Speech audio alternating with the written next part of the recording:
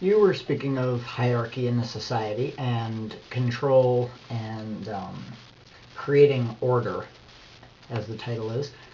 And if we didn't have a government or a religion, Lord of the Flies is a good example of this. People will band together and choose one person to lead them, either because they don't want to lead or they think that they might fail at leading and be cast out.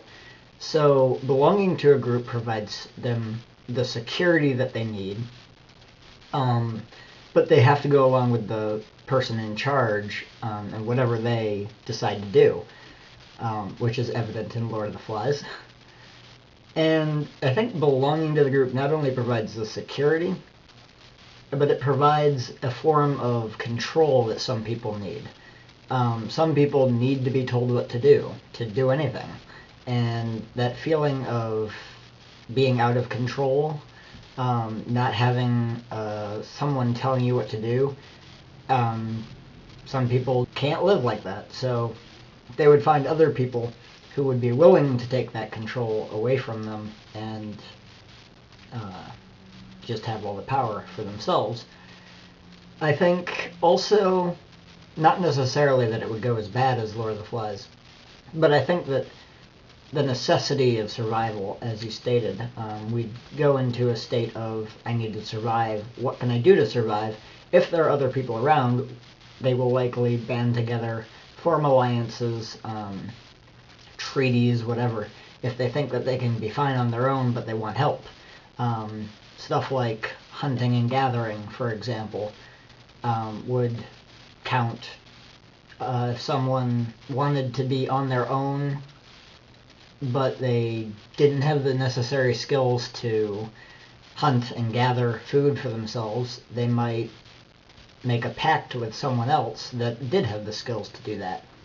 And by doing this, that creates a whole entire network of people, and that is a hierarchy, even though it's not evident to the individual people that are in it. I think Lost is another good example of a kind of group dynamic setting where there are specific people who are leaders, specific people who are followers, and then those people that are just kind of in between or on the outskirts. And that'll happen in any hierarchy. There will be people that are in charge, people that are definitely not in charge and just have to follow the orders. And then there will be the people on the outside that don't necessarily agree with the majority of the people in the group. In Lost, that would be Locke. And the clear leader was Shepard. And Sawyer, sort of. Sawyer was kind of another off group. They did at one point split up too during that TV series. It's been a long time since I watched it. Anyhow, both of those, Lord of the Flies and Lost, are great representations of what would happen if society as we know it kind of either collapsed or was removed or disappeared. We'd inevitably end up being in a group which had a hierarchy, because there are instances in which a hierarchy are better than just everyone doing whatever they want. And the need for survival will inevitably bring people together because certain skill sets are part of one person's personality and not a part of another person's, and so they get together so that they can complement each other. And then that keeps happening because they figure out that they need other stuff and other people provide that stuff. So, basically, if society and government and religion just was either forcibly removed or disappeared, or you were in a situation where there just wasn't any clear definition of rules, it is more than likely that people will start grouping together just automatically. They don't even have to think about it. They just do it because the necessity for survival and the need for security. And two people can fight off a person better than one person can, for example. You also mentioned survival of the fittest and how that played into our society. And I think it plays a part in two different ways.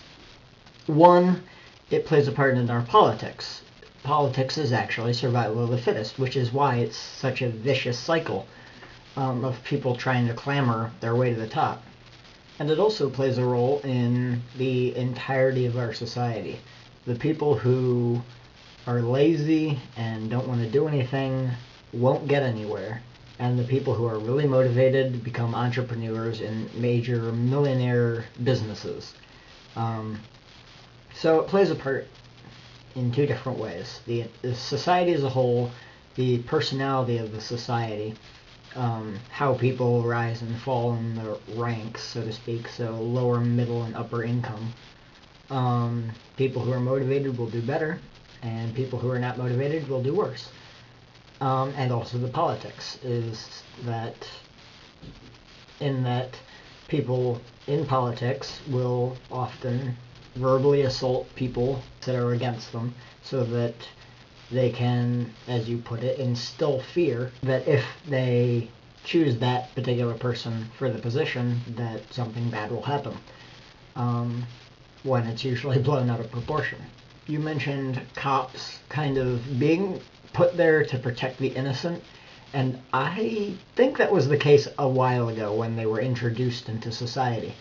But more and more they've become sort of this symbol of the law, kind of what the society says is right and wrong. And instead of protecting the innocent, you gave some good examples, they instead are kind of there to enforce that if you don't go along with what society wants, you're going to get punished for it. And it is kind of unfair, and it is definitely biased, but if someone doesn't do what society says they should do, then they're going to get into a lot of trouble. I also wanted to take this opportunity to point out that even though this isn't really related, it is sort of an offshoot of the idea of order, and that is that society has created these things for us, such as numbers, for a whole range of different things that make it easier to communicate. And if you have a group that can't communicate with each other, then there's going to be a lot of problems. People aren't going to get along, or people aren't going to understand what someone wants, and so people are going to get frustrated. And so society has also not only provided us with hierarchy, which is necessary for a number of different reasons, but it has also provided us with a means of communication in which everyone can understand. And I think that's another reason why we all kind of just go along with it, the good and the bad, is that the society that we're in has given us a way to communicate with everyone else in the society. And so if we want to find somebody who is like us, that we can just kind of band together with each other in their own subgroups within the group, that we have been given this opportunity to do that. And my example would be ranking something from 1 to 5. If you see random names of, say, TV show titles right over here, then you're not going to know which I like better. You probably will assume that I like the first one, and then the second one, third one, fourth one, fifth one, more and more so as they go up. So the first one that I list would probably be my favorite. But if I put numbers next to them, ranking them, and they're out of order, you don't really understand it. Now, if we switch that around and we actually put them in order, then you understand it. So I think that the good part of order and hierarchy is that we've been given this ability to communicate in a certain way so that everyone can understand us. And that definitely helps in making groups, even within groups,